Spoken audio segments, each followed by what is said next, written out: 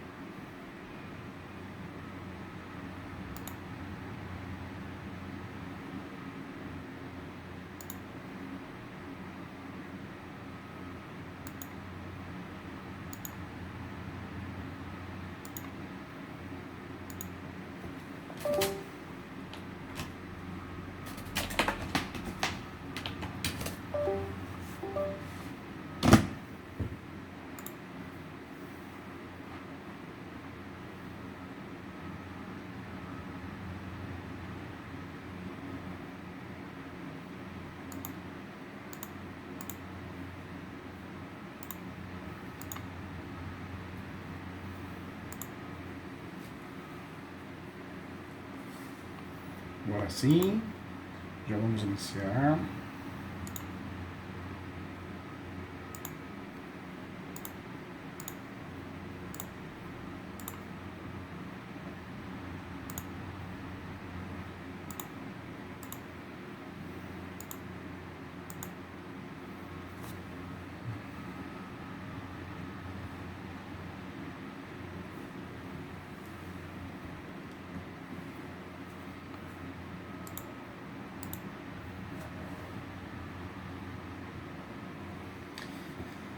Legal, agora sim, liberado aqui, vamos dar andamento aqui.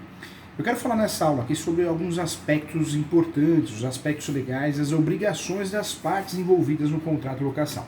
Alguns pontos necessários, tá bom? Alguns pontos, algumas regras que devem ser observadas.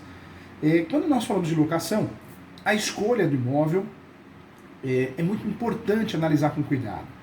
O primeiro passo para se alugar um imóvel, e isso tem que ser informado quando o seu cliente lhe procura, antes da locação, que a escolha em alugar um imóvel é uma escolha muito séria, tanto o imóvel residencial quanto o comercial. Então, levando em consideração a localização e o preço do imóvel, a segurança do local, do bairro, a movimentação, principalmente na locação residencial, se existem supermercados, feiras, farmácias, hospitais, escolas, e etc., próximo, né?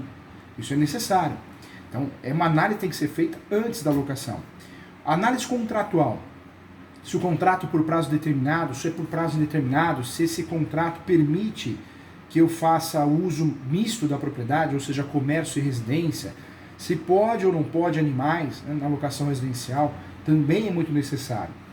Estudando e verificando o contrato, as cláusulas, requisitos obrigatórios, eu preciso sempre conferir no contrato de locação nome, qualificação do locador, locatário, se tiver fiador, do fiador também, se houver, descrição completa do endereço do imóvel, valor do aluguel, o índice também de reajuste é um só. Nós conversamos que eu não posso usar vários índices de reajuste, o maior de todos os tempos é um só. Então eu preciso analisar com muito cuidado isso. O índice e periodicidade do reajuste também deve ser respeitado, a lei do inquilinato, a cada 12 meses.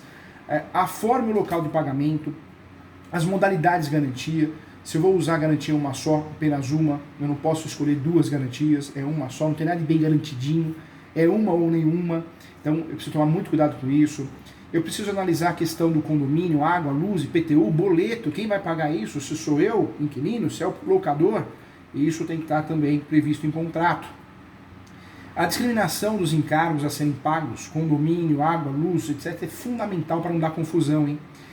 Também é necessário definição do imóvel, se é residencial ou comercial, duração do contrato também, cláusula de vigência em caso de alienação do imóvel, e aí o que vai acontecer se o imóvel for vendido, vai ser respeitado ou não deve ser respeitado, cuidado, hein? Tudo isso é muito importante. Falo também do termo de vistoria, a descrição mais completa possível, o estudo da conservação do imóvel. Temos que analisar sim se deve ser parte integrante do imóvel ou não, Multa rescisória, em qual caso de saída do imóvel, antes do término do contrato, qual a situação que isso vai acontecer e o que nós podemos proteger o nosso cliente, tudo isso tem que ser analisado. Eu marquei aqui também, atenção então, ao reajuste, só pode ser estipulado através da aplicação de índices oficiais do governo, não pode ser uma aventura, escolher o que eu quero, e aí eu vou escolher um só, então é importante. Acumulados no período, tá? Sempre isso não pode ter um aumento com uma taxa adicional. A vigência de um contrato de locação residencial não pode ser, de fato, inferior a 30 meses. Porém, há proibição de contratos com prazo inferior. Então, muito cuidado com isso. Nas locações comerciais, não há prazo mínimo determinado, hein? Então, isso é importante. Também fizemos uma pesquisa aqui, vamos analisar juntos. Qual o motivo dos 30 meses da locação, do prazo de locação? Os proprietários ou os seus representantes legais preferem alugar os imóveis com prazo de locação de 30 meses, né, em função da sua possibilidade de retomada do imóvel. Então, também, muita atenção em relação a isso. E aí eu trago para você os deveres do locador e os deveres do locatário, do inquilino. Isso nós precisamos analisar com muito cuidado, mas a lei estipula muito bem isso, né? A lei esclarece muito bem isso e eu quero trazer para você aqui dentro dessa ordem, tá? Vamos lá, o que eu quero falar para você sobre isso? Nós temos artigos que vão tratar muito bem desse assunto. O artigo 22 da Lei 8.245 de 91 vai trabalhar, sim, todas as obrigações recíprocas, né? Lembrando que se criar um artigo, ou melhor, uma cláusula dentro do contrato, para ocultar a lei, essa cláusula é nula, hein? Então não adianta ficar inventando moda, vou criar uma cláusula, no meu contrato pode 3 garantias. Não, é uma só ou nenhuma. Então cuidado com isso. Quando eu falo das obrigações, das locações, quais são as obrigações do locador e locatário, eu trago para você que são obrigações do locador entregar o imóvel ao locatário alugado em estado de servir ao uso a que se destina, garantir o uso pacífico do imóvel locado, manter, vamos nessa ordem, tá? Manter a forma e o destino do imóvel, responder pelos vícios ou defeitos anteriores à locação, fornecer ao locatário, caso solicitado, descrição minuciosa do estado do imóvel, quando de sua entrega, pagar as taxas de administração, ou seja, imobiliária, corretor e intermediações, pagar os impostos, taxas e prêmios, como seguro, complementar contra incêndio, que incida, né, de fato, ou vem incidir sobre o imóvel, salvo disposição expressa em contrário no contrato, exigir ao locatário, quando solicitado, os comprovantes relativos às parcelas que estejam sendo exigidas, pagar as despesas extraordinárias de condomínio, tudo conforme o artigo 22 da Lei 8.245 de 91, tá bom? Não podemos deixar de lado as obrigações do locatário. Então vamos lá, vamos começar com a primeira aqui. Pagar pontualmente o aluguel e os encargos da locação legal. Ou seja, se o IPTU o inquilino tem que pagar com pontualidade. Contas de consumo, água, luz, também condomínio. Lembrando que se não tem nada no contrato, é obrigação do locador, hein, gente? Então cuidado com isso, tá? Vamos lá. Toda obrigação legal contratual tem que ser cumprida. Tem que cumprir os encargos sob pena de ação de despejo. Servir o imóvel para uso convencionado ou presumido, tratando-se com o mesmo cuidado, zelo, como se fosse seu. Restituir o imóvel, fim da locação, no estado em que o recebeu. Levar imediatamente ao conhecimento do locador o surgimento de qualquer dano, defeito cuja reparação está incumbida, bem como as eventuais turbações a terceiros.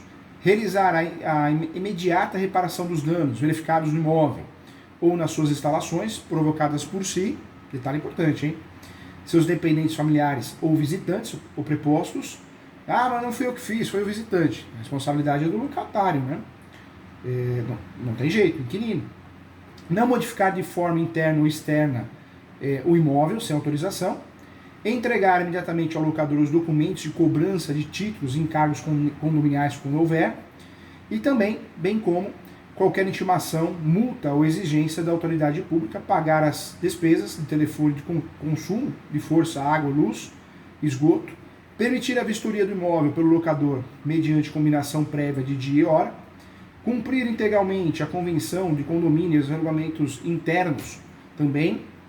Pagar o prêmio do seguro fiança, quando for o caso, né? Pagar também as despesas ordinárias do condomínio, ordinárias, hein? Tudo conforme o artigo 23 da Lei 8.245 de 91. Então, essa é a regra, esse é o regulamento. O que eu trago para você? Obrigação estrutural é do locador, seja proprietário ou possuidor. Obrigação estrutural. Quando eu falo de obrigação, manutenção é do inquilino, tá? Então, muito cuidado, muita atenção em relação a isso, para que a gente não erre. Então, nós já conversamos sobre isso em outras aulas, mas eu trago para você com muito cuidado essa situação. Qualquer situação que, de fato, eu quebre essas regras, existe a possibilidade de fazer o quê? O despejo por parte do locador. É um direito, qualquer situação quebrada aqui, são obrigações, né, do locatário. E invertendo a situação, cabe a ação também do inquilino, né, do locatário.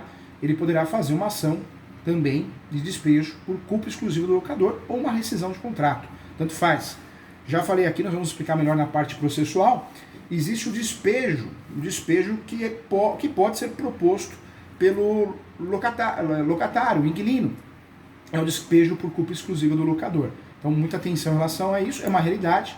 Então, ficamos atentos, porque é uma ação que pode ser proposta também, né, pelo locatário, querendo o fim do contrato, porque houve uma quebra de contrato. Então, muita atenção em relação a isso. Quando nós falamos de obrigações, então nós temos aí obrigações pontuais, né, do locatário. Realizar o pagamento em dia, devolver o imóvel no mesmo estado que foi recebido. Em relação aos direitos do locatário, receber o imóvel em boas condições, não pagar despesas extras do condomínio, preferência na compra, mas cuidado, para ter preferência na compra tem que ter uma cláusula de direito de preferência ou de reserva, e esse imóvel tem de fato, essa locação, esse contrato de locação tem que ser levado à averbação na matrícula do imóvel alugado, senão não tem direito de preferência. Então, muito cuidado em relação a isso, senão você acha que tem uma coisa e não tem, né? E é muito comum no Brasil, todo mundo acha, eu tenho direito de preferência, sou locatário, sou inquilino na locação comercial residencial, e não tem. Se não tem essas regras, você não tem direito de preferência, tá bom? Então nós vamos conversar muito mais aqui, eu espero você nas próximas aulas. Obrigado e até a próxima.